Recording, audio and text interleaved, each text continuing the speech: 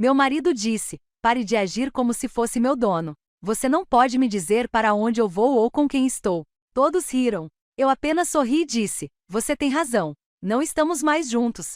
Quando ele chegou em casa naquela noite, a chave dele não funcionava. As fechaduras foram trocadas. O vizinho lhe disse algo que ele nunca vai esquecer. Elas riram por 17 segundos. Contei cada uma delas paralisada no meu vestido bordô, com a taça de champanhe tremendo na mão, enquanto as palavras de Carter pairavam na sala de conferências decorada como um estandarte da minha humilhação. Pare de agir como se fosse minha dona, Ruby. Você não pode me dizer para onde eu vou ou com quem estou. 20 colegas da empresa dele testemunharam meu marido desmantelando nosso casamento publicamente, com seus rostos divertidos se confundindo em lágrimas que eu me recusava a deixar cair. Agora, às 5h45 da manhã seguinte, eu estava em nosso apartamento no 19º andar preparando o café dele com a precisão mecânica de quem planeja uma demolição cuidadosa. O cartão de visita do chaveiro já estava no meu bolso. Meu celular mostrava 3 chamadas perdidas do advogado de divórcio que eu havia contatado do estacionamento. Enquanto aqueles 17 segundos de risada ainda ecoavam em meus ouvidos, a cafeteira borbulhava sua conhecida canção matinal enquanto Carter dormia tranquilamente em nosso quarto, felizmente alheio ao fato de que sua performance teatral havia desencadeado algo irreversível. 2 colheres de açúcar, nada de creme. Eu já havia feito essa mesma combinação 5.110 vezes ao longo de 14 anos. Esta seria a última. Minhas mãos se movimentavam na rotina, enquanto minha mente repassava cada detalhe da festa. O jeito como Brad tilintara seu copo de uísque contra o de Carter depois da declaração, como se tivessem ensaiado aquela humilhação. O jeito como Stephanie da contabilidade se esforçara tanto para não olhar diretamente para Carter, suas unhas rosadas tamborilando na bolsa. O jeito como o quarto cheirava a canela e colônia cara quando meu mundo desabou ao meio. O horizonte de Minneapolis se estendia além das nossas janelas do chão ao teto, com prédios atravessando a névoa matinal como acusações. Este apartamento tinha sido o último presente do meu pai para mim. Sua herança se transformou no que Carter chamava de nosso investimento. Apesar de nunca ter contribuído com um centavo para a entrada ou para as taxas mensais de manutenção, meu negócio de consultoria, que eu construí do zero enquanto apoiava Carter em seu MBA, pagou nossa vida aqui. No entanto, de alguma forma, ao longo dos anos, a narrativa mudou. Carter falou sobre seu apartamento, sua visão, sua história de sucesso, ascendendo de analista júnior a executivo sênior. Meu nome poderia estar na escritura, mas a posse, eu aprendi, era mais uma questão de percepção do que de papelada. Ouviu-se mexendo no quarto. Os lençóis caros farfalhando, algodão egípcio, 1.500 fios, comprados com meu bônus de fim de ano, enquanto ele reclamava dos meus gastos excessivos. A ironia não me passou despercebida. Nada me passou despercebido depois da clareza da noite anterior. Ruby. Sua voz carregava aquela aspereza matinal que antes fazia meu estômago revirar. Agora soava apenas como cascalho. O café está pronto no balcão? Liguei de volta com a voz firme como a de âncoras de noticiários matinais contando tragédias. Ouvi seus passos percorrendo o piso de madeira sobre o qual tínhamos discutido. Ele queria mármore. Eu queria calor. Tínhamos chegado a um acordo sobre a madeira, o que significava que eu tinha pago por algo que nenhum de nós realmente queria. Ele saiu do quarto de cueca boxer Princeton e nada mais, os músculos dos ombros se contraindo enquanto se espreguiçava. Carter mantinha o corpo com a dedicação de alguém que acreditava que a perfeição física compensava as deficiências de caráter. Aos 41 anos, ele ainda parecia o homem com quem me casei aos 27. Só que agora eu conseguia enxergar além da superfície, para a arquitetura oca por baixo. A que horas você chegou em casa ontem à noite? Ele não olhou para mim enquanto pegava sua caneca. A pergunta era casual como um comentário. Por volta das 11. A mentira veio fácil. Na verdade, passei 2 horas no estacionamento fazendo ligações e chorando por causa da maquiagem cuidadosamente aplicada. Depois, fiquei sentada no saguão do nosso prédio até às 2 da manhã, conversando com Harold, o porteiro, o que mudou tudo que eu achava que sabia sobre as tardes de terça-feira. Carter grunhiu em reconhecimento, já rolando as páginas do celular. Brad vai enviar a papelada do investimento hoje. Preciso da sua assinatura até às 5. As palavras pairavam entre nós como a humilhação da noite anterior. A startup do Brad, um empreendimento de criptomoeda que soava como lavagem de dinheiro disfarçada de vocabulário tecnológico. Eles queriam a herança do meu pai, os $400.000 que representavam 30 anos de trabalho dele como capataz de construção. Suas mãos calejadas e suas costas quebradas se transformaram em minha segurança financeira. Carter vinha mencionando isso há semanas, cada vez mais insistente, menos perguntando do que informando. Quero ver o plano de negócios primeiro, eu disse. Igual a ontem, igual a semana passada. Ele então ergueu os olhos, estreitando-os com aquela mistura particular de condescendência e irritação à qual eu já estava acostumada. Já conversamos sobre isso, Ruby. Brad estudou na Wharton. Ele sabe o que está fazendo. O mesmo fizeram os executivos da Enron. Carter apertou o maxilar. Ele pousou a caneca com um controle deliberado, o som agudo contra o granito. Por que você sempre tem que dificultar as coisas? Foi por isso que eu disse o que disse ontem à noite. Você tenta controlar tudo. Lá estava. A ponte entre a humilhação pública da noite anterior e o gaslighting desta manhã. Eu tinha aprendido a reconhecer seus padrões. Humilhar e depois me culpar pela humilhação. Exigir e depois me acusar de ser exigente. Aceitar e depois me pintar como egoísta por perceber. Você tem razão, eu disse, com as palavras suaves como a blusa de seda que usei na minha execução. Eu não deveria tentar controlar coisas como minha própria herança ou minha própria vida. Ele não percebeu o tom áspero na minha voz, já confiante na sua vitória. Exatamente. Quando você é razoável, tudo funciona melhor. Ele se aproximou e me deu um beijo na testa que pareceu um selo de propriedade. Use esse vestido bordô de novo hoje à noite.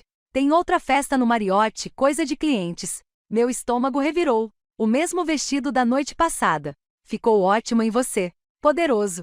Ele disse a última palavra com um sorriso irônico, lembrando-se do comentário da vendedora que eu havia compartilhado tolamente. Além disso, essas clientes não estavam na festa de ontem. Ninguém vai saber que é o mesmo vestido. Só que eu saberia. Eu estaria usando minha humilhação como um uniforme, uma lembrança ambulante de 17 segundos de riso. Foi aí que entendi que ele queria que eu a usasse. Ele me queria marcada pela noite passada, marcada por sua declaração pública de independência enquanto ele bancava o marido devotado esta noite. Vou pensar sobre isso, eu disse, com a voz neutra como a suíça.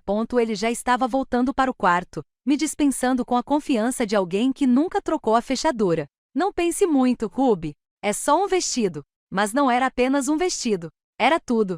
Cada pequena rendição, cada objeção engolida, cada vez que eu me diminuía para que ele se sentisse maior. O vestido bordô era apenas o uniforme mais recente de uma longa linha de figurinos que eu usará no teatro do nosso casamento, onde Carter dirigia todas as cenas, e eu tinha esquecido que podia sair do palco andando. Meu telefone vibrou. Alexandra, a advogada de divórcio, mandou uma mensagem. Espaço na minha agenda ao meio-dia, se você estiver pronta para prosseguir. Olhei para o cartão do chaveiro no balcão, depois para a caneca de café do Carter com as marcas dos lábios dele na borda. Finalmente para o nascer do sol pintando o nosso apartamento de dourado. Tudo parecia diferente sob aquela luz. Temporário mutável, como um cenário esperando para ser montado. Na verdade, gritei em direção ao quarto, alto o suficiente para que ele ouvisse por cima do chuveiro. Eu sei exatamente o que vou vestir hoje à noite. O que ele não sabia era que eu estaria usando no meu apartamento, com meus cachos, vivendo a minha vida. Os 17 segundos de risada haviam parado de ecoar. O que restava era o som do meu próprio batimento cardíaco, constante e seguro, em contagem regressiva para a liberdade. A mão de Carter pressionou com mais força a parte inferior das minhas costas quando entramos no grande salão de baile do Marriott, seus dedos se espalhando pelo tecido bordô como se estivesse marcando território. A pressão parecia diferente agora, não protetora, mas possessiva, como alguém que segura uma maleta cheia de dinheiro. O ambiente brilhava com decorações natalinas nas quais alguém gastara uma fortuna, guirlandas douradas, centros de mesa de cristal e luzes cintilantes suficientes para iluminar um pequeno bairro. O cheiro de perfume caro misturado com bourbon e aquele aroma particular de ambição corporativa. Forte, metálico, desesperado. Lembre-se, Carter murmurou em meu ouvido, com o hálito quente do uísque que já havia consumido na limusine. Estes são clientes importantes. Tente ser agradável. Agradável? As palavras ficaram presas na minha garganta como vidro engolido. Depois da humilhação da noite passada, depois de 17 segundos com os colegas rindo de mim, ele queria algo agradável. Eu estava prestes a responder quando a vi. Stephanie da contabilidade, parada perto do bar, com um vestido bordô tão parecido com o meu que não podia ser coincidência. O decote era mais profundo, a bainha subia mais, mas a cor era idêntica. Ela estava de costas para nós, com os cabelos loiros caindo em cascata pela espinha como uma cascata de traição. Melissa, a esposa de Brad, apareceu ao meu lado com 2 taças de champanhe. Seus olhos se voltaram para Stephanie e para mim, seu rosto alternando expressões como uma máquina caça-níqueis antes de parar na de pena. Ruby, você está linda, disse ela, me entregando uma taça enquanto obviamente lutava para não encarar os vestidos combinando. Escolha de cor interessante hoje à noite, eu disse, com a voz firme enquanto observava Carter notar Stephanie. Sua mão caiu das minhas costas instantaneamente, como se eu tivesse me tornado radioativa de repente. Suas pupilas dilataram, seu maxilar relaxou e por 3 segundos, ele esqueceu que eu existia. Naqueles 3 segundos, vi todo o nosso casamento. Cada reunião tardia, cada terça-feira à tarde, cada mensagem que ele escondia inclinando o celular para longe. Stephanie se virou então, seus olhos encontrando os meus por cima do ombro de Carter. Ela teve a decência de parecer desconfortável, suas bochechas corando ao notar nossos vestidos combinando, mas não se moveu. Em vez disso, ergueu o queixo levemente. Uma silenciosa declaração de guerra disfarçada de confiança. Os diamantes em suas orelhas, novos, caros, familiares, refletiram a luz. Pareciam exatamente os que Carter dissera serem do aniversário de sua mãe no mês passado. Que brincos lindos, disse eu a Melissa, sem tirar os olhos de Stephanie. Incrível como algumas mulheres conseguem usar joias caras em eventos de trabalho. Deve ser bom ter essa renda. Melissa tossiu em seu champanhe. Brad se materializou ao lado da esposa, com o rosto já corado pelo álcool e mal contendo a excitação. Carter, pronto para fazer história com esta startup? Só falta a assinatura da Ruby e estamos prontos. Minha assinatura, o dinheiro do meu pai. Minha herança financiando a fantasia do clube dos meninos deles enquanto a amante do Carter estava a 3 metros de distância usando a minha cor e os diamantes dele. De repente a sala ficou quente demais, clara demais, cheia de pessoas que me viam como nada mais do que um talão de cheques com pernas. Deveríamos discutir o plano de negócios primeiro, eu disse, minha voz cortando o entusiasmo deles como água fria. Não vi nenhuma documentação, nenhuma projeção de receita, nenhuma análise de mercado, nada além de promessas e credenciais da Varton. O rosto de Carter escureceu, aquele tom particular de vermelho que precedia seus piores momentos. Ruby, já conversamos sobre isso. Não, você falou. Eu escutei. Há uma diferença. Tomei um gole de champanhe, deixando as bolhas me darem coragem. São $400 mil, Carter. Do meu pai. Nosso dinheiro, ele interrompeu, elevando a voz o suficiente para que as conversas próximas parassem. É o nosso dinheiro, Ruby. Ou você se esqueceu do que significa casamento? Brad riu nervosamente, tentando aliviar a tensão. Ei, não vamos transformar negócios em... O quê? Perguntei, virando-me para encará-lo de frente. Para a devida diligência, para a proteção de ativos, para fazer perguntas básicas sobre para onde está indo quase $500 mil. O ambiente ficou mais silencioso, aquele silêncio peculiar que se instala quando as pessoas sentem um drama se formando. Stephanie se aproximou, fingindo examinar uma pintura na parede enquanto obviamente escutava. Seu perfume, um tanto francês e exagerado, me embrulhou o estômago. Carter agarrou meu cotovelo, seus dedos cravando-se com força suficiente para causar hematomas. Você está me envergonhando? Sibilou ele. Estou te envergonhando. A risada que me escapou soou oca, frágil. Que demais considerando a noite passada. Ele apertou ainda mais. A noite passada não foi nada. Você está sendo dramática. 17 segundos, eu disse baixinho. Seus colegas riram de mim por 17 segundos porque você estava sendo controlador. Sua voz soou forte. Toda a pretensão de privacidade foi abandonada. O quarteto de jazz parou de tocar. O saxofone parou no meio da nota. Você sempre faz isso, Ruby. Você age como se eu fosse sua. Como se eu não pudesse tomar uma única decisão sem a sua permissão. A sala inteira estava assistindo agora. 50, talvez 60 pessoas em roupas de grife, segurando bebidas que valiam mais do que o salário diário da maioria das pessoas. Todos testemunhando o segundo round da minha humilhação pública. Stephanie se virou totalmente para nós, sua expressão indecifrável, mas sua linguagem corporal gritava expectativa. O dedo de Carter cutucou meu peito, sem chegar a me tocar, mas perto o suficiente para parecer agressivo. Pare de agir como se fosse minha dona, Ruby. Você não pode me dizer para onde eu vou ou com quem estou. Eram as mesmas palavras da noite anterior, mas desta vez com uma plateia de clientes em vez de colegas. Desta vez com a amante dele observando. Desta vez com todos esperando para ver se eu cederia ou lutaria. A taça de champanhe na minha mão tremeu levemente quando a coloquei na mesa mais próxima. O clique do vidro no mármore soou como o de um martelo caindo. Por dentro, eu estava me fragmentando em 1 milhão de pedaços. 14 anos de casamento, de tentativas de me tornar menor para que ele se sentisse maior, tudo se despedaçando ao mesmo tempo. Mas por fora, minhas mãos estavam firmes, minha voz clara. Você tem razão, eu disse alto o suficiente para todos ouvirem. Não estamos mais juntos. O silêncio que se seguiu foi completo, absoluto, do tipo que faz os ouvidos zumbirem. A expressão triunfante de Carter, porque ele achava que estava vencendo aquela discussão pública, transformou-se em confusão. Sua boca abriu, fechou, abriu de novo como um peixe ofegante. O que você acabou de dizer? Sua voz falhou na última palavra. Eu disse, você tem razão. Eu não sou dono de você, e você não é dono de mim. Acabou. Desviei o olhar do seu rosto chocado, da satisfação mal disfarçada de Stephanie, da compaixão horrorizada de Melissa, do arrastar de pés desconfortável de Brad. Meus calcanhares estalavam contra o chão de mármore. Firmes, rítmicos, finais. Cada passo parecia uma perda de peso, como se a gravidade estivesse afrouxando seu controle. Atrás de mim, ouvi Sarah, do departamento de T, sussurrar para alguém. Bom para ela. Depois mais alto para que eu ouvisse. Bom para você, Ruby. Não parei de andar até chegar ao meu carro na garagem. O ar de dezembro ardia na minha pele, a neve começava a cair em flocos grossos e preguiçosos que grudavam no meu cabelo, no meu vestido, nas minhas mãos trêmulas enquanto eu procurava as chaves. Dentro do carro, sentei-me por um momento, deixando o silêncio me envolver como uma armadura. Então, peguei meu celular e fiz 3 ligações, cada uma delas um prego no caixão da minha antiga vida. Alexandra atendeu no segundo toque. Ruby, está tarde. Você está? Estou pronto, eu disse. Você pode entregar os papéis amanhã? Sua pausa foi breve, depois firme. Estou esperando há anos por esta ligação. Estarei com tudo pronto até amanhã. A segunda ligação foi para Secure Life Emergency Locksmith. A voz de Diana era calorosa e compreensiva. Podemos ter alguém lá hoje à noite. Trocar fechaduras depois da meia-noite é nossa especialidade. A terceira ligação foi para Marcos, meu irmão, que administrava um depósito. Preciso de uma unidade, eu disse sem rodeios.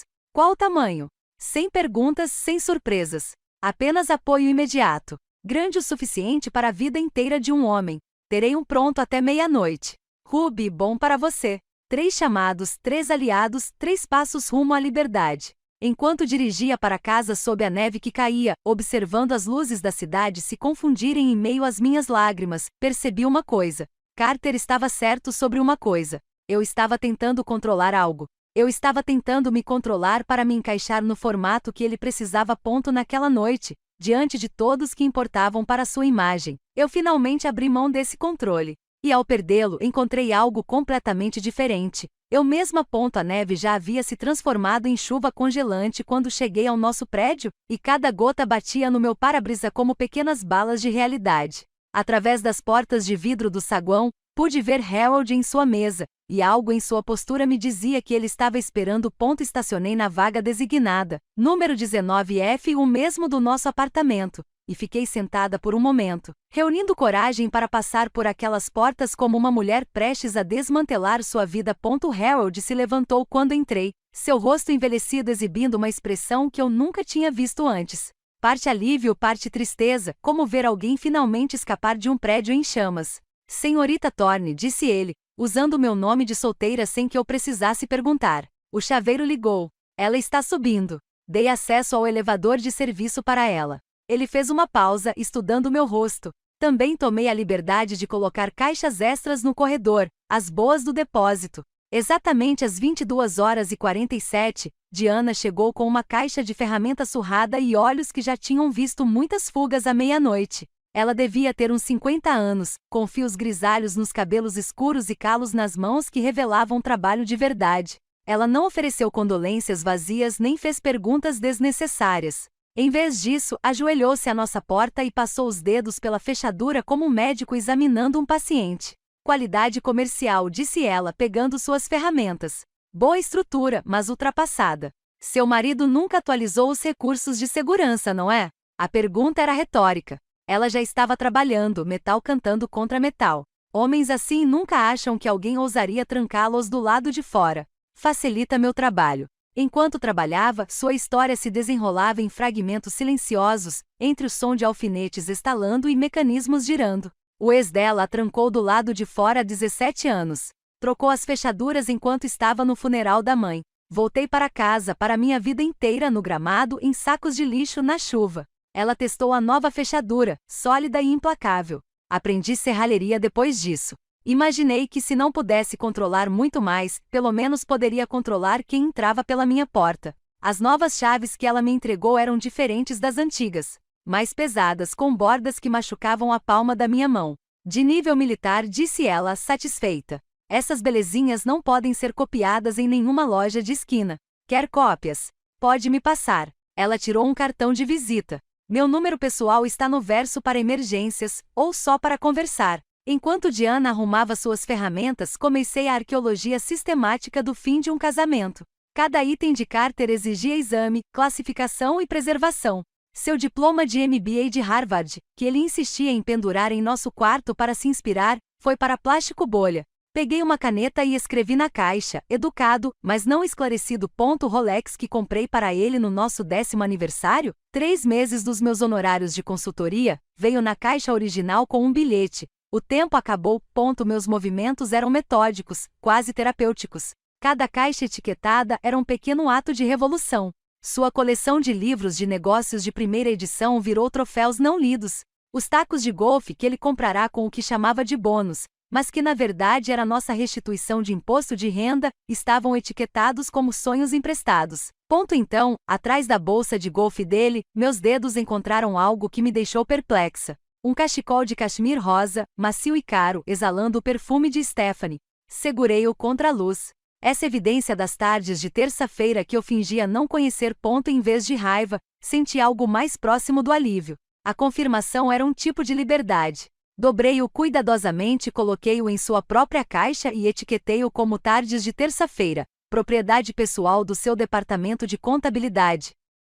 Harold apareceu na minha porta, tendo usado sua chave mestra. Trouxe um carrinho, disse ele simplesmente, e começou a carregar as caixas sem que ele pedisse. Trabalhamos em um silêncio confortável até que ele finalmente falou, suas palavras cautelosas, mas necessárias. Senhorita Thorne, preciso lhe contar uma coisa. Ele ajeitou uma caixa, sem me olhar nos olhos. Trabalho aqui há 15 anos.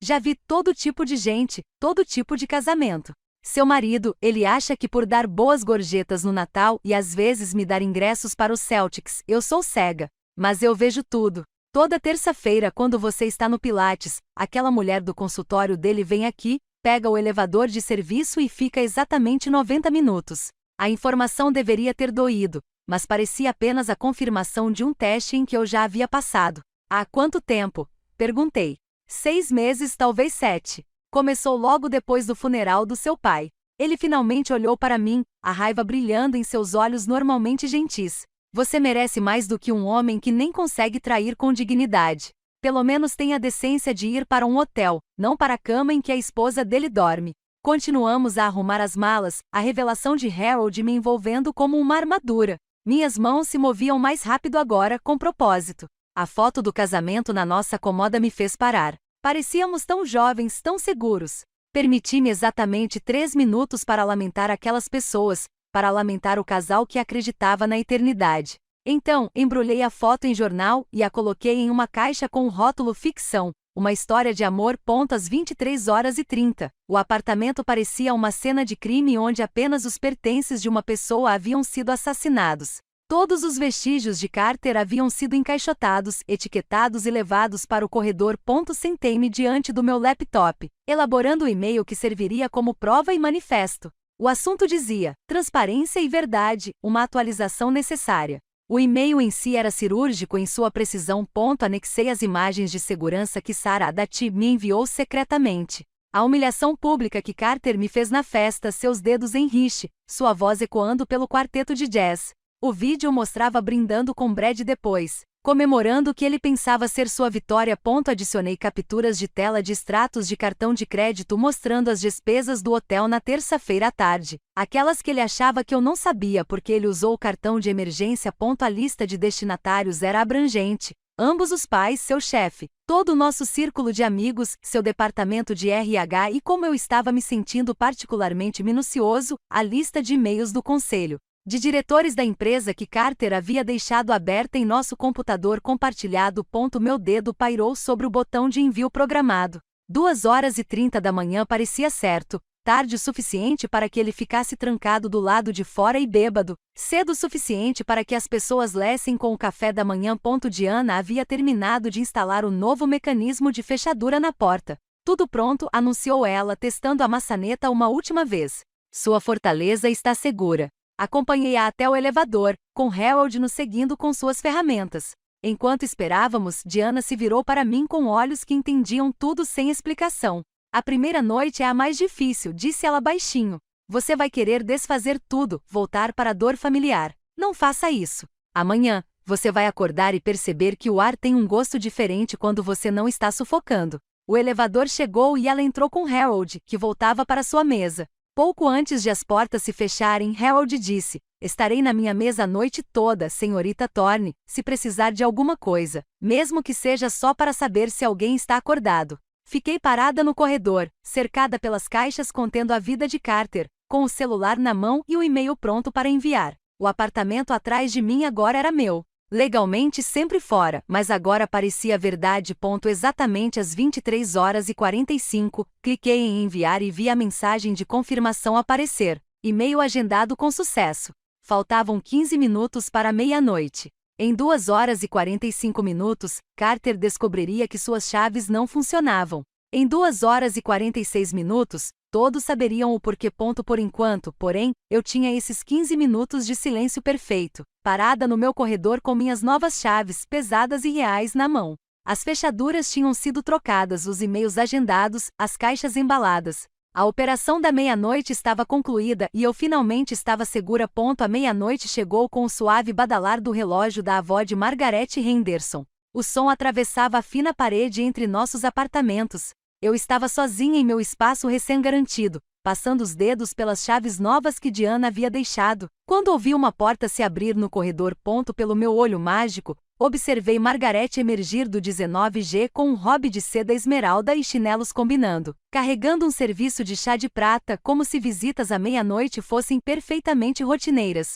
Ela parou diante das caixas que ladeavam o corredor, examinando minhas etiquetas com a atenção cuidadosa de quem avalia provas. Seus dedos traçaram as palavras em uma das caixas, terças-feiras à tarde, e um sorriso cúmplice cruzou seu rosto. Ela bateu na minha porta com 3 batidas precisas. Senhorita Thorne, disse ela quando abri a porta, usando meu nome de solteira sem dar explicações. Acho que temos algum tempo antes do evento principal. Gostaria de tomar chá comigo? O apartamento dela era exatamente como eu imaginava. Paredes forradas de livros, tapetes orientais sobre madeira e o tipo de mobília que sussurrava riqueza e bom gosto. Ela colocou o serviço de chá sobre uma mesa de centro de mogno e gesticulou para que eu me sentasse em uma poltrona que provavelmente custava mais do que a prestação mensal do carro de Carter. Fui juíza por 30 anos, disse Margaret, servindo Earl Grey com mãos firmes.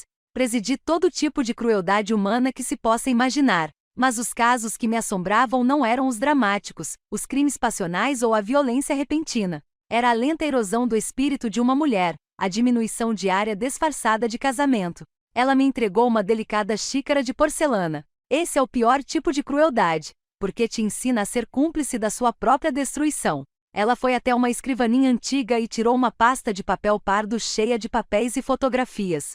Comecei a documentar as atividades do seu marido há 6 meses. Não por curiosidade, entende, mas por preocupação. Ela espalhou conteúdo sobre a mesa de centro. Fotografias com carimbos de hora, datas cuidadosamente anotadas em sua caligrafia precisa. Toda terça-feira, às 13h15, a loira chega separadamente e pega o elevador de serviço. Seu marido a segue 10 minutos depois. Eles saem pelo mesmo caminho, separadamente por volta das 14h45. As evidências eram avassaladoras em sua finalidade.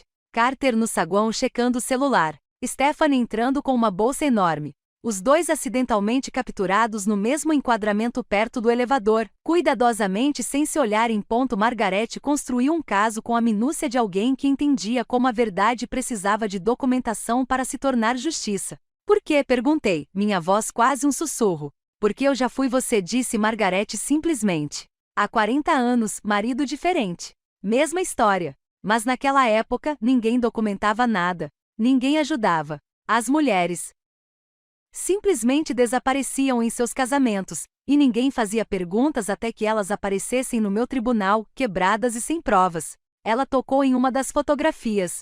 Prometi a mim mesma que nunca deixaria outra mulher passar por isso sozinha, se eu pudesse evitar. Às 2h23, ouvimos o apito do elevador. Margaret foi até a porta, olhando pelo olho mágico com a desenvoltura de quem já estava acostumado. Ele está aqui, sussurrou, gesticulando para que eu me juntasse a ela. Pela lente olho de peixe, observei Carter cambalear pelo corredor, com um andar irregular devido ao álcool e à arrogância. Seu cartão-chave apitou contra a fechadura. 1, 2, 3 vezes. A confusão em seu rosto teria sido cômica se não fosse tão satisfatória. Ele tentou a maçaneta, sacudindo-a com força cada vez maior. Ruby. Sua voz era arrastada, mas exigente. Ruby, abra a porta. Ele passou da confusão para a irritação e depois para a raiva em 30 segundos. Isso não tem graça. Abra a porta agora mesmo. Margaret olhou para mim, com uma sobrancelha erguida em questionamento. Assenti. Ela abriu a porta com uma calma teatral, xícara de chá na mão, parecendo uma distinta juíza aposentada, apesar do adiantado da hora. Senhor Lawson, disse ela com a voz carregada da autoridade de 3 décadas de magistratura. Está com problemas? Carter girou em sua direção, quase perdendo o equilíbrio. Minha chave não está funcionando. Que curioso, disse Margaret, tomando um gole deliberado de chá. Embora eu ache que faça sentido. As chaves geralmente param de funcionar quando a gente não mora mais em algum lugar. A cor desapareceu de seu rosto quando ele notou as caixas enfileiradas no corredor, com seu nome em cada etiqueta. O que é isso? Acredito que o termo legal seja remoção de bens pessoais, disse Margaret. Embora eu tenha gostado particularmente do sistema de rotulagem. Terças-feiras à tarde foi especialmente criativo. Ela gesticulou em direção à caixa de lenços rosa.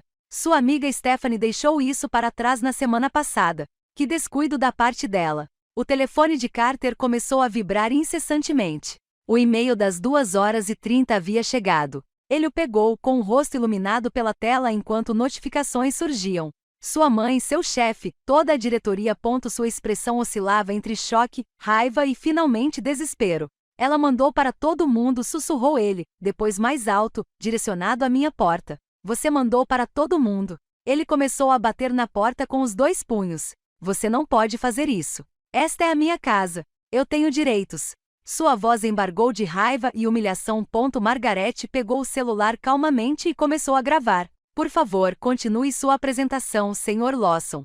Tenho certeza de que o advogado de Ruby achará isso muito útil. Comportamento ameaçador, tentativa de arrombamento, agressão sob efeito de álcool. Tudo é bastante convincente. Carter congelou no meio do quilo, finalmente notando a câmera de segurança discretamente instalada no canto. Aquela que eu havia instalado no mês passado, depois de sentir que algo estava mudando em nosso casamento. Sua bravata desmoronou instantaneamente. O homem que me humilhou na frente dos colegas, que declarou sua independência do nosso casamento, chegou a choramingar. Margaret e eu trocamos um olhar através da porta que dizia muito sobre a fragilidade particular dos homens que confundem controle com força. Ela continuou gravando enquanto Carter caía de joelhos em frente à porta com a voz suplicante. Ruby, por favor, vamos conversar sobre isso. Podemos resolver isso. Acredito que ela já tentou falar, disse Margaret, em 2 eventos diferentes da empresa, se as evidências em vídeo forem precisas. Você escolheu a humilhação pública em vez da conversa privada. Agora está sofrendo as consequências dessa escolha. Carter recolheu suas caixas com as mãos trêmulas, resmungando sobre advogados e tratamento injusto. Quando as portas do elevador se fecharam sobre sua figura derrotada, Margaret se virou para mim. Gostaria de ver o nascer do sol? Eu faço um café excelente para acompanhar as revelações do amanhecer. Nos acomodamos perto da janela dela. A cidade ainda estava escura, mas começando a se mexer. Margaret pegou um álbum de fotos, abrindo-o em uma página de 1983. Uma versão mais jovem de si mesma estava em trajes de juíza, feroz e solitária. Meu primeiro marido era cirurgião, disse ela. Brilhante, charmoso e sistematicamente cruel. Ele me fez sentir pequena por ser inteligente, inadequada por ser bem-sucedida. Levei 10 anos para perceber que a fechadura que me mantinha presa não estava em nenhuma porta. Estava na minha cabeça. Ela me mostrou outra foto, de sua cerimônia de posse como juíza. No dia seguinte à minha partida, senti que podia respirar pela primeira vez em uma década. Mas era solitário. Ninguém falava sobre isso na época. As mulheres simplesmente suportavam ou escapavam em silêncio. O céu começou a clarear, pintando as nuvens em tons de rosa e dourado. A sua geração é diferente, continuou Margaret. Vocês documentam, compartilham, se recusam a desaparecer silenciosamente em casamentos ruins. Ela ergueu a xícara de café em minha direção, para fechaduras que mudam tanto física quanto mentalmente. Sentávamos-nos em um silêncio confortável. Duas mulheres de gerações diferentes unidas pelo mesmo entendimento.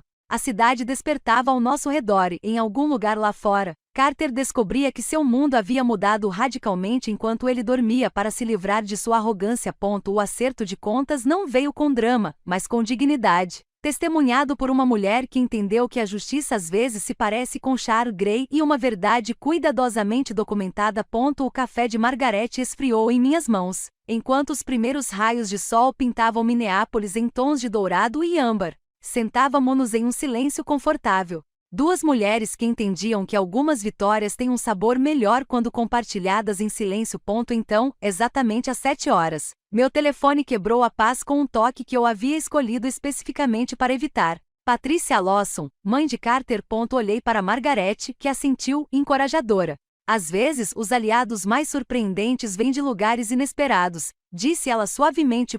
A voz de Patricia, geralmente áspera de desaprovação e rouca por causa da educação de Connecticut, tremia como folhas de outono. Ruby, eu vi o e-mail, o vídeo, tudo. Uma pausa, tão longa que pensei que a conexão tivesse caído. O que meu filho fez? Por 14 anos, essa mulher me tratou como se eu fosse a empregada que, de alguma forma, enganou seu precioso Carter para que se casasse. Ela fez comentários sobre a origem operária do meu pai, sugeriu que eu fizesse aulas de etiqueta e certa vez disse aos amigos do clube de jardinagem que Carter havia se casado por amor. Coitada. Agora a voz dela carregava algo que eu nunca tinha ouvido antes.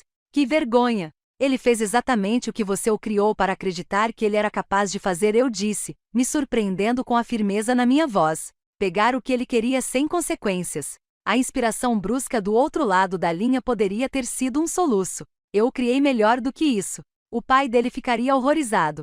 O pai dele estava tendo um caso com a secretária quando morreu. Carter aprendeu com os melhores. O silêncio se estendeu entre nós, anos de fingimento se desintegrando em segundos. Quando ela finalmente falou novamente, sua voz era mais baixa, mais velha. Eu suspeitava, mas nunca. Eu não conseguia encarar, assim como não conseguia encarar o que Carter estava se tornando. Vou ficar com a louça de Natal que você me deu, eu disse, olhando para a luz da manhã dançando na mesa de centro de Margaret.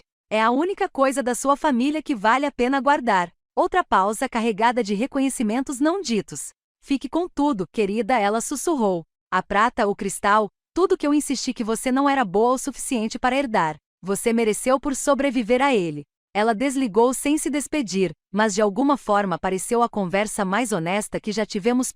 Meu telefone vibrou imediatamente com outra ligação. Sarah Aduti com a voz eletrizante e vingativa. Ruby, você não vai acreditar no que eu encontrei. Aliás, esqueça. Provavelmente vai. Margaret serviu o café fresco enquanto eu colocava Sarah no viva voz, com seus instintos judiciais claramente interessados em evidências. Depois que vi aquele vídeo ontem à noite, investiguei um pouco com meu acesso de administrador, continuou Sarah. Seu marido tem usado os recursos da empresa para tudo. Quartos de hotel reservados para reuniões com clientes, jantares caros contabilizados como despesas de desenvolvimento de negócios. Eu rastreava o cartão corporativo dele todas as terças-feiras à tarde no Marriott, debitado da conta Henderson. Margaret ergueu uma sobrancelha ao ouvir a menção à conta Henderson. É o nosso maior cliente, murmurou. Piora, disse Sarah, digitando audivelmente pelo telefone. Aquela startup que ele está promovendo. Aquela com o Brad. Encontrei os documentos de constituição. Ela não existe. O Brad já foi investigado por fraude 2 vezes. Uma em Boston, outra em Chicago. A coisa toda foi um golpe para ficar com a sua herança. Minhas pernas fraquejaram. Afundei na poltrona de Margaret. O peso do que eu quase havia perdido me esmagava. $400 mil. A obra de uma vida inteira do meu pai quase roubada pelo homem que jurou me proteger. Encaminhei tudo para o RH e para o Sr. Davidson, continuou Sarah, referindo-se ao chefe de Carter. Também enviei cópias para o departamento de denúncias da SEC. A divisão de fraudes adora esse tipo de coisa. Quando terminei a ligação, meu celular já estava explodindo de mensagens. O desmantelamento digital da reputação de Carter acontecia em tempo real. Cada mensagem era um fio extraído de sua imagem cuidadosamente tecida. Jennifer, do departamento jurídico. Nunca gostamos do jeito que ele falava de você. Como se você fosse um acessório que ele comprou. Tom de vendas. Aquele vídeo foi brutal. Você lidou com isso com mais classe do que ele merecia. Até a esposa de Brad, Melissa, eu também vou deixá-lo. Descobri sobre a investigação de fraude. Você me inspirou a parar de ignorar sinais de alerta. Mas a mensagem que me deixou perplexo veio do próprio Sr. Davidson. Senhorita Thorne, peço desculpas pela cultura da nossa empresa que permitiu esse comportamento. O emprego do Sr. Lawson está sob análise, aguardando investigação de fraude de despesas. A senhora consideraria nos consultar? Alguém com a sua dignidade e pensamento estratégico seria útil. Por favor, ligue quando for conveniente. Eu tiro uma captura de tela de tudo, criando minha própria pasta de evidências. Alexandra iria querer documentação do colapso completo. Às 10 horas, Harold ligou do saguão. Senhorita Thorne, tem uma entrega de flores aqui. 3 dúzias de rosas. Recusei, como a senhora pediu, mas o entregador disse que já pagaram e que não pode devolvê-las. Doe para o hospital, eu disse. Diga que são de um doador anônimo que está celebrando a liberdade. Com prazer, respondeu Harold. Além disso, tem um rapaz aqui que diz ser irmão do Sr. Lawson. Devo mandá-lo embora? Vinny, o irmão mais novo de Carter, aquele que tinha acabado de terminar a faculdade de Direito. Mande subir, eu disse, curiosa para saber o que Carter havia prometido a ele. Margaret se ofereceu para ir embora, mas pedi que ela ficasse. Testemunhas são sempre valiosas, disse ela com a sabedoria de um juiz. Vinny chegou parecendo desconfortável, sua semelhança com Carter suavizada por um constrangimento genuíno. Ele ficou parado na porta de Margaret, transferindo o peso do corpo como uma criança chamada à sala do diretor. Ruby, desculpe incomodá-la. Carter disse que se eu viesse aqui e conversasse com você, ele pagaria meus empréstimos estudantis. $70.000. Ele olhou nos meus olhos com dificuldade, mas imagino que isso não esteja acontecendo, certo? Ele não tem $70.000, eu disse gentilmente. Ele vive da minha renda há 2 anos. O salário dele mal dá para pagar a prestação do carro e o guarda-roupa. O rosto de Vinny passou por várias expressões antes de se transformar em raiva. Aquele mentiroso. Ele se conteve, olhando para Margaret. Desculpe. Ele me disse que era você quem estava gastando demais, que você estava sugando-o até a morte com seus hábitos de compras. Meus hábitos de compras consistem em comprar mantimentos, ocasionalmente, substituir roupas de trabalho desgastadas, eu disse. Você gostaria de um café?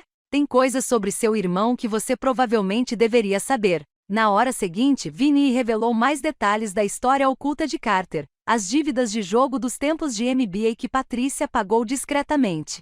O noivado anterior com a filha de um banqueiro, que terminou quando o pai dela descobriu as mentiras de Carter sobre a riqueza da família. Os esquemas de investimento em seu primeiro emprego que o RH escondeu para evitar escândalos. Sempre me perguntei por que ele era tão reservado sobre certas coisas, disse Vinny, olhando para o café. Agora faz sentido. Ele não estava protegendo a privacidade da família. Ele estava protegendo seu jogo de trapaça. Quando Vinny saiu, ele se virou na porta. Ruby, por incrível que pareça, a família sabia que você era boa demais para ele. Até a mamãe, embora ela nunca admitisse. Só não sabíamos como te contar. A desintegração estava completa. Ao meio-dia, o mundo cuidadosamente construído por Carter ruíra como um castelo de cartas em um furacão. Sua reputação, seu emprego, as ilusões de sua família, seus esquemas financeiros. Tudo exposto à dura luz da verdade. E eu estava sentado no apartamento da Margaret, observando tudo desmoronar com uma satisfação que deveria parecer errada, mas não parecia. Às vezes, destruição é apenas outra palavra para justiça. O apartamento de Margaret já havia se tornado meu centro de comando temporário quando Alexandra chegou, às 14 horas, com sua maleta de couro contendo as armas da guerra jurídica. Ela entrou na sala com a confiança de alguém que havia desfeito casamentos por 20 anos. Seu terno azul marinho tão elegante quanto sua estratégia. Margaret se ofereceu para sair, mas Alexandra fez um gesto para que ela parasse. Fique, disse Alexandra, puxando pastas coloridas. Uma juíza aposentada como testemunha? Isso é melhor do que uma confissão assinada. Ela espalhou documentos sobre a mesa de jantar de Margaret como um general mapeando planos de batalha. O vídeo da festa é ouro. Seu depoimento, juiz Henderson, é platina. Mas as provas de apropriação indébita de Sarah, ela bateu em uma pasta marcada com fraude em letras vermelhas. São diamantes. Ela me explicou a arquitetura jurídica da autodestruição de Carter. A declaração pública dele na festa constitui abandono construtivo. O caso com Stephanie prova infidelidade. A fraude financeira, ela sorriu com satisfação profissional. Isso elimina qualquer reivindicação de bens conjugais. Ele basicamente se livrou do próprio divórcio. Quanto tempo isso vai levar? Perguntei, passando os dedos pelas pastas de evidências. Depende da nossa estratégia. Alexandra apresentou 2 cronogramas diferentes. Opção 1, rápido e limpo. Abrimos tudo imediatamente e pedimos julgamento sumário. Você se divorcia em 90 dias. Opção 2, vamos devagar. Deixamos que ele se deixe levar pela incerteza enquanto seu mundo continua desmoronando. Pensei em 14 anos ouvindo que eu era muito emotiva, muito controladora, exagerada. 14 anos de gaslighting disfarçado de preocupação. Faça-o suar, decidi. Ele me fez duvidar da minha própria realidade por mais de uma década. O sorriso de Alexandra se tornou predatório. Será uma guerra psicológica. Às 15h30 meu telefone vibrou. A voz de Harold carregava uma tensão incomum. Senhorita Thorne, tem uma jovem aqui. Stephanie Mills. Ela disse que tem informações que a senhora precisa. Olhei para Alexandra, que assentiu. Amantes muitas vezes se tornam testemunhas importantes, disse ela calmamente. Deixe-a se levantar. Stephanie chegou sem nenhuma semelhança com a mulher confiante da festa. Seu vestido de grife havia sido substituído por jeans e um suéter amassado. Seus olhos estavam vermelhos e o rímel borrado, apesar das tentativas óbvias de limpá-lo. Ela era mais jovem do que eu imaginava, talvez uns 25 anos, e ainda carregava aquela incerteza pós-faculdade em relação ao mundo. Sinto muito, disse ela antes mesmo de se sentar. Sinto muito, muito mesmo. Margaret, sempre uma anfitriã, apesar das circunstâncias, foi até a cozinha. Vou fazer chá. Stephanie desabou em uma cadeira com lágrimas escorrendo livremente. Eu não sabia que ele era casado de verdade. Quer dizer, eu sabia que ele era casado, mas ele disse que vocês estavam separados, vivendo vidas separadas. Ele disse que você era louco, vingativo, que estava tentando levar tudo no divórcio. Quando começou? Perguntei, surpresa com minha voz firme. Há 8 meses. Ele me abordou em uma conferência em Chicago. Disse que seu casamento tinha acabado há anos, mas a esposa dele, você, não aceitava. Ele se pintou como uma vítima presa por uma mulher controladora. Ela aceitou o chá de Margaret com as mãos trêmulas. Ele foi tão convincente. Me mostrou seu apartamento como se fosse o dono. Falou em vendê-lo depois que o divórcio fosse finalizado. Alexandra pegou o celular. Você estaria disposta a repetir isso para o disco? Stephanie assentiu, limpando o nariz com um lenço de papel que Margaret lhe deu. Ele me prometeu tudo. Uma promoção a contadora sênior, casamento após o divórcio, uma vida a 2 financiada pela venda do apartamento. Ela olhou diretamente para mim. Ele disse que a herança do seu pai era, na verdade, o fundo fiduciário dele que você roubou. A crueldade calculada de suas mentiras me deixou sem fôlego. Ele inverteu toda a nossa realidade para seduzir uma mulher recém-saída da faculdade. Alexandra gravou enquanto Stephanie detalhava datas, locais e promessas feitas. Cada revelação era mais um prego no caixão jurídico de Carter. Tem mais, disse Stephanie, pegando o celular. Ele me enviou fotos de joias que ia me comprar. Capturas de tela de anúncios de móveis para nossa futura casa. Tudo datado de meses atrás, provando que ele estava planejando isso enquanto fingia trabalhar no seu casamento. Meu telefone tocou. Marcos, meu irmão. Sua voz estava tensa com uma fúria controlada.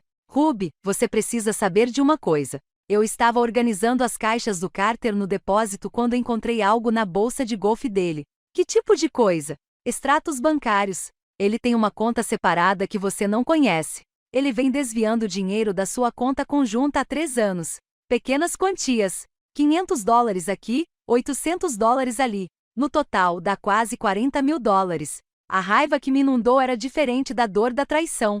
Era uma raiva limpa e pura, como fogo queimando os últimos fios que me conectavam a Carter. Envie-me fotos de tudo, eu disse. Já está feito, Ruby. Eu poderia lidar com isso do jeito da família. Garantir que ele entenda as consequências. Não respondi com firmeza. A via judicial vai prejudicá-lo mais. Acusações criminais por peculato duram mais do que hematomas. Quinta-feira chegou com um e-mail do advogado de Carter solicitando mediação. Alexandra riu alto ao ler. Eles querem evitar o tribunal. Bom sinal. Significa que sabem que estão perdendo. A mediação estava marcada para a segunda-feira seguinte, em uma sala de conferências estéril no centro da cidade. Usei meu melhor terno, não por Carter, mas por mim mesmo. Armadura para a batalha. Alexandra me ladeava como um guarda-costas. Carter entrou usando sua gravata de Harvard, a mesma que usava em reuniões importantes. Seu advogado, um homem mais velho que já parecia exausto, seguiu atrás. Os olhos de Carter estavam vermelhos, sua confiança habitual rachada, mas não quebrada. Ele tentou seu velho sorriso, aquele que me fazia perdoar tudo. Ruby, começou ele, a voz transbordando sinceridade praticada. Nós podemos resolver isso. Lembra do que tivemos? Lembra de Paris? Peguei a pasta que Sarah havia compilado. Relatórios de despesas mostrando que ele cobrou nossa viagem de aniversário em Paris à sua empresa como entretenimento para clientes, enquanto mandava mensagens para Stephanie da Torre Eiffel. Deslizei a pasta sobre a mesa sem dizer uma palavra. O rosto do advogado empalideceu ao ler. Isso pode ser fraude criminal. É fraude criminosa, confirmou Alexandra, junto com apropriação indébita de bens conjugais, abandono construtivo e infidelidade documentada.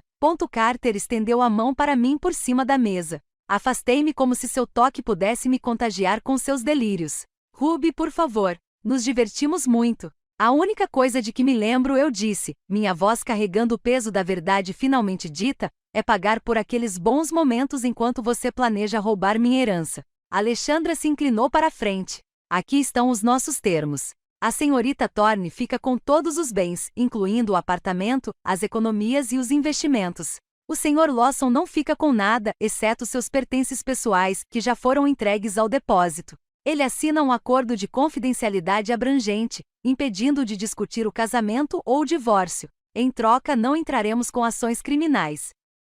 O advogado de Carter sussurrou com urgência em seu ouvido. Palavras como fraude e prisão interromperam um murmúrio. O rosto de Carter se desfez como gesso velho, finalmente cedendo aos danos causados pela água. O homem que me humilhou publicamente, que me roubou, que planejou levar tudo enquanto me pintava como louca, finalmente entendeu. Ele não era mais quem estava no controle. Nunca esteve de verdade. Ele só vivia na ilusão pela qual eu havia pago, e agora a conta tinha chegado. A caneta de Carter pairou sobre o acordo de confidencialidade por 30 segundos que pareceram 30 anos. Sua mão tremia levemente quando ele finalmente assinou. O som de tinta no papel marcando o fim legal do nosso casamento. Seu advogado reuniu os documentos com a eficiência de alguém ansioso para ir embora, resmungando sobre prazos de entrega e cronogramas de audiências. Quando se levantaram para sair, Carter olhou para mim uma última vez, abrindo a boca como se fosse dizer algo. Mas Alexandra levantou a mão, apontando para o acordo de confidencialidade recém-assinado, e ele a fechou novamente, saindo arrastando os pés como um homem que envelheceu uma década em uma hora. 3 semanas se passaram em meio a uma confusão de papelada e reorganização do apartamento. Recuperei espaços que antes eram dele. O escritório em casa, onde ele cuidava dos seus afazeres de terça-feira por videochamadas. O closet que agora continha apenas minhas roupas, luxuosamente espalhadas.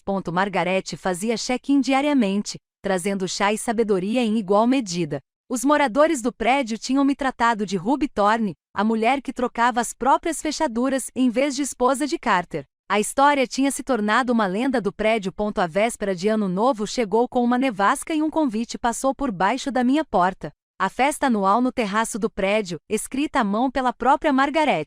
Você precisa ser vista prosperando. Não se trata mais dele. Trata-se de você. Quase recusei. A ideia de encarar uma sala cheia de pessoas que testemunharam minha humilhação pública era avassaladora. Mas Margaret apareceu na minha porta às 19 horas, segurando uma caixa de joias. Estas eram as abotoaduras do meu falecido marido, disse ela, abrindo-as e revelando diamantes que refletiam a luz como estrelas aprisionadas.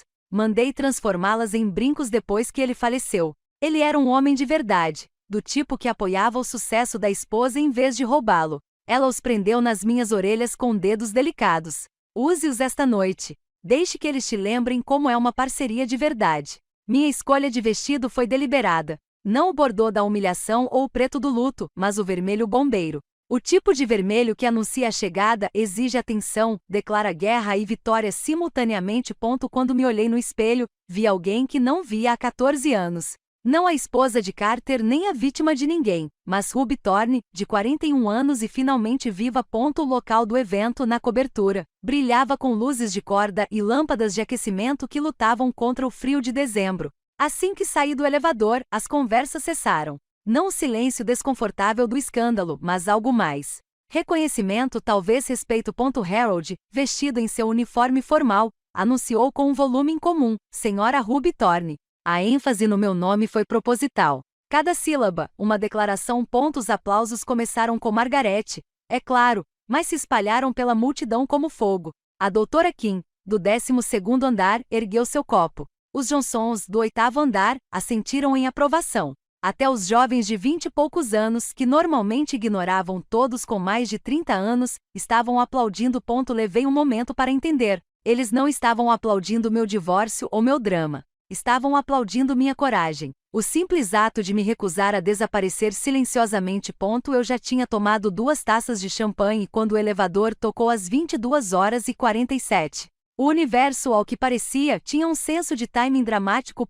Carter saiu com Stephanie no braço, o queixo erguido daquele jeito que demonstrava confiança. Ele usava seu terno mais caro, o que eu havia comprado para o nosso 10º aniversário. Stephanie estava de preto, parecendo que preferiria estar em qualquer outro lugar do mundo. A energia da sala mudou imediatamente, mas não da maneira que Carter havia calculado. As conversas não pararam. Elas continuaram deliberadamente, com as vozes talvez um pouco mais altas, as costas viradas com precisão sincronizada. Ao se aproximar do bar, o barman subitamente precisou verificar o estoque nos fundos.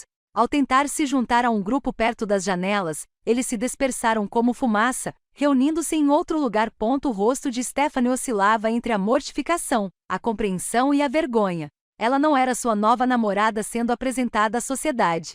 Ela era um acessório em sua fantasia de vingança, e todos sabiam disso.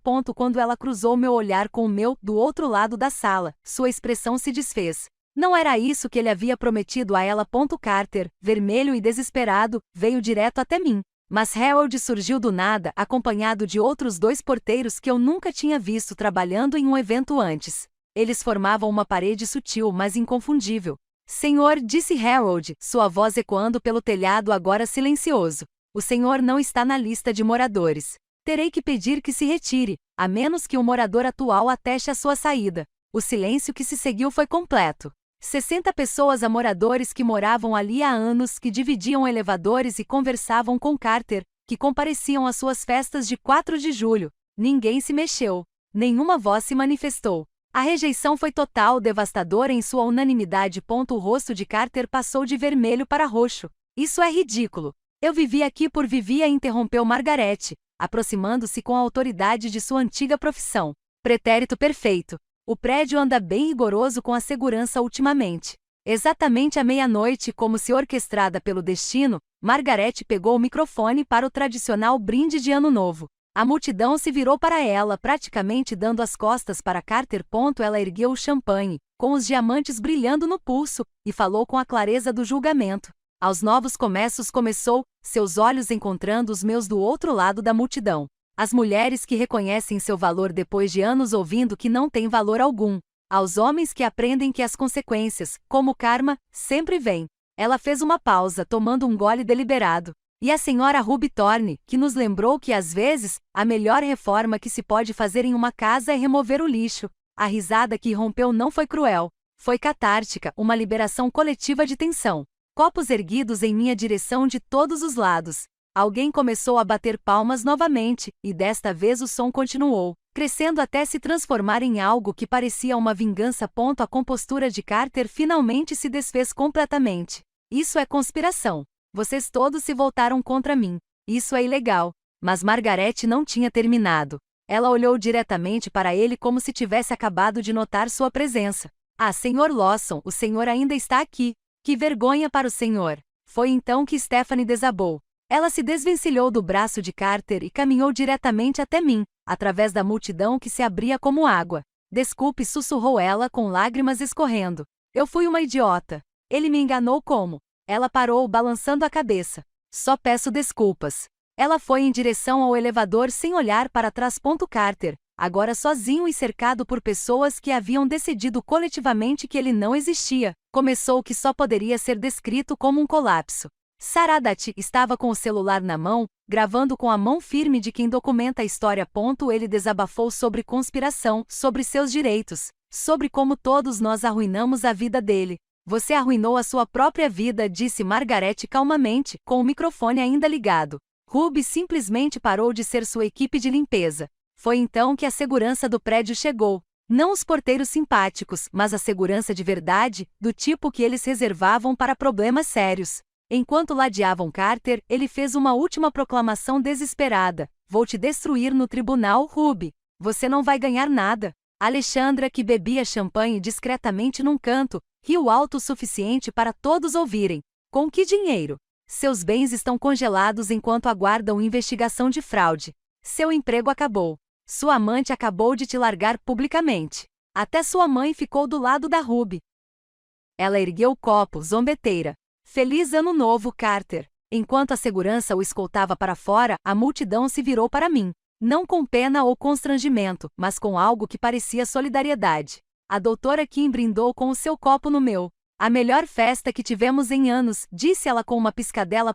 A contagem regressiva para meia-noite recomeçou. Margaret até havia pausado para o drama. À medida que os números diminuíam e a bola caía na tela, eu estava cercada por vizinhos que se tornaram testemunhas. Testemunhas que se tornaram aliadas. O ano novo chegou com alegria e champanhe. E pela primeira vez em 14 anos, comemorei sem me perguntar qual seria o humor do Carter no dia seguinte. Os fogos de artifício se desvaneceram em fumaça contra o horizonte de Minneapolis enquanto a festa, no terraço, continuava ao meu redor. Mas eu me sentia existindo em uma bolha de perfeita clareza. Margaret apertou minha mão uma vez antes de soltá-la, seus olhos transbordando a satisfação de justiça feita. O ano novo chegou, e com ele a estranha sensação de estar completamente desancorado da minha antiga vida, não à deriva, mas finalmente livre para escolher minha própria direção. Janeiro se dissolveu em fevereiro. Depois março, cada dia se aproximando do confronto legal final. O tribunal no centro de Minneapolis erguia-se como um monumento aos finais de outras pessoas, mas para mim representava um começo. O mesmo prédio onde Margaret presidiu inúmeros divórcios agora sediaria o meu. A manhã de 15 de junho chegou cinzenta e úmida, o tipo de clima que faz tudo parecer pesado, exceto meu coração. Carter parecia diminuído em todos os sentidos, seu terno claramente emprestado, solto sobre ombros que haviam perdido sua postura arrogante. Seu advogado, um defensor público que parecia exausto antes mesmo do início do processo, embaralhou papéis com a demissão de alguém que sabia que aquilo era apenas um procedimento. As acusações de peculato pairando sobre Carter haviam eliminado qualquer possibilidade de contestação. Ele não podia lutar sem correr o risco de ser processado criminalmente. A juíza, uma mulher mais ou menos da idade de Margaret, com olhar igualmente aguçado, examinou os documentos com eficiência. Sr. Lawson, o senhor contesta algum dos termos estabelecidos nesta dissolução? Não, meritíssimo. Sua voz falhou no honorífico. 12 minutos. Foi o suficiente para dissolver legalmente 14 anos. O martelo bateu com um som semelhante ao de uma pontuação no final de uma frase muito longa. Enquanto saíamos, Carter permaneceu na escadaria do tribunal, com o rosto repleto de emoções, como se estivesse tentando encontrar a pessoa certa. Eu te amei uma vez, disse ele, as palavras se dissipando no ar úmido. Fiz uma pausa, a sabedoria de Margaret fluindo através de mim como uma força herdada. Não, você amava o que eu oferecia. A estabilidade, o dinheiro, a cobertura para suas inadequações. Há uma diferença entre amar alguém e amar o que essa pessoa faz por você. Ele abriu a boca, fechou-a e foi embora. Sua figura foi diminuindo contra o fundo da cidade até que ele dobrou uma esquina e desapareceu. Eu tinha certeza absoluta de que nunca mais o veria, e esse pensamento me trouxe apenas paz, pura e completa, como o clique de uma fechadura bem lubrificada. 2 semanas depois, Patricia Lawson ligou para marcar uma visita. Ela chegou ao meu apartamento carregando uma maleta de couro que eu reconheci. As joias da família que ela guardou durante todo o meu casamento como se eu fosse roubá-las. Suas mãos tremiam levemente quando ela o colocou na minha mesa de centro. Eu estava errada sobre você, disse ela sem rodeios. A idade havia desgastado sua capacidade de fingir. Errado em tratá-la como inferior, errado em criar um filho que pudesse.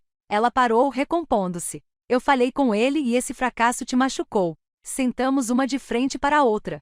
Duas mulheres examinavam os destroços que um homem havia criado entre elas. Ela abriu a vitrine, revelando peças que eu só tinha visto em fotos de família. Uma pulseira Art Deco, brincos de pérola da década de 1920. Um anel de safira que pertencera à avó de Carter. Estas deveriam ter sido suas desde o começo, disse Patrícia. Eu as neguei por snobismo, achando que você não era boa o suficiente para a nossa família. A verdade é que nós não éramos bons o suficiente para você. Nunca seríamos amigos.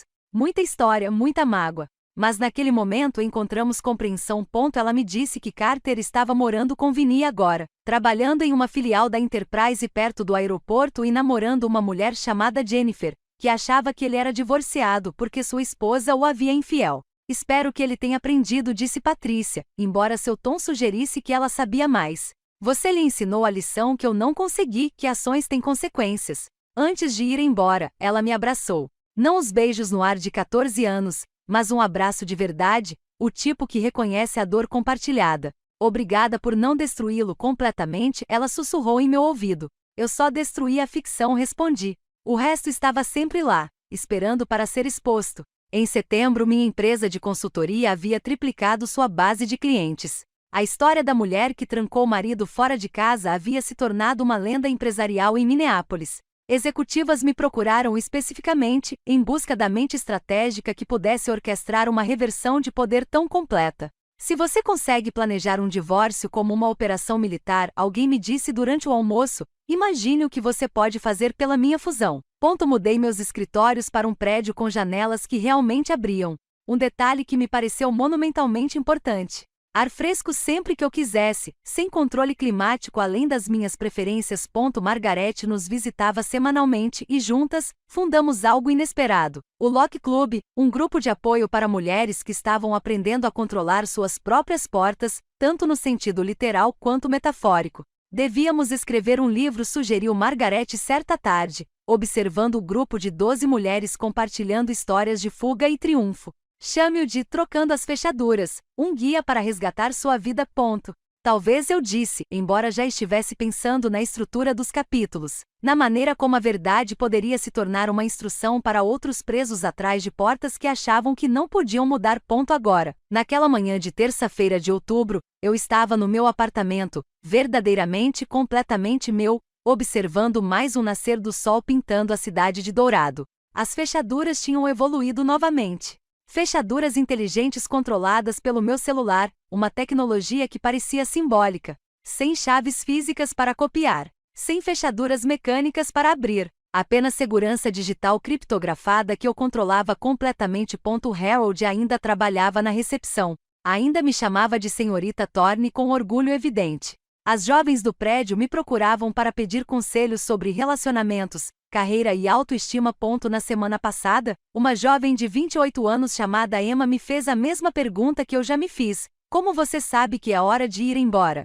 Quando você percebe que a fechadura que te mantém presa não está em nenhuma porta, eu disse a ela, canalizando a sabedoria de Margarete que se tornará minha. É na sua crença de que você precisa da permissão de outra pessoa para ser livre. No momento em que você entende isso, você já tem a chave. Meu telefone vibrou. Outro número desconhecido, provavelmente Carter tentando novamente por algum aplicativo ou telefone emprestado. Apaguei sem ler, sem raiva, sem nenhuma emoção. Algumas portas, uma vez trancadas, deveriam permanecer assim. Preparei meu café, um de açúcar e leite de aveia, exatamente como eu preferia, e sorri para essa pequena rebelião que se tornará rotina. A liberdade residia nessas pequenas escolhas, tanto quanto nas dramáticas. Cada preferência expressa, cada limite mantido, cada decisão tomada sem buscar aprovação era mais uma chave se fechando na fechadura da minha autonomia. A luz da manhã refletiu nos diamantes que Margarete me dera, aqueles que pertenciam a um homem que entendia de parceria. Eles brilharam no meu pulso enquanto eu erguia minha xícara de café em um brinde silencioso. Aos finais que se tornam começos, aos cadeados que protegem em vez de prender, a mulher que eu me tornei ao me recusar a continuar sendo quem esperavam que eu fosse. A fechadura que mudou tudo não estava apenas na minha porta. Era a que eu finalmente instalara no meu próprio coração, protegendo meu valor de qualquer um que tentasse diminuí-lo novamente. E aquela fechadura, jamais seria trocada. Se esta história de vingança calculada e dignidade resgatada fez você torcer pela Ruby, clique em curtir agora mesmo. Minha parte favorita foi quando Margaret fez aquele brinde devastador à meia-noite, chamando a atenção de Carter com um timing perfeito. Qual foi o seu momento favorito da transformação da Ruby? Deixe nos comentários abaixo. Não perca mais histórias emocionantes de coragem e superação. Inscreva-se e ative o sininho de notificação para não perder nenhum post.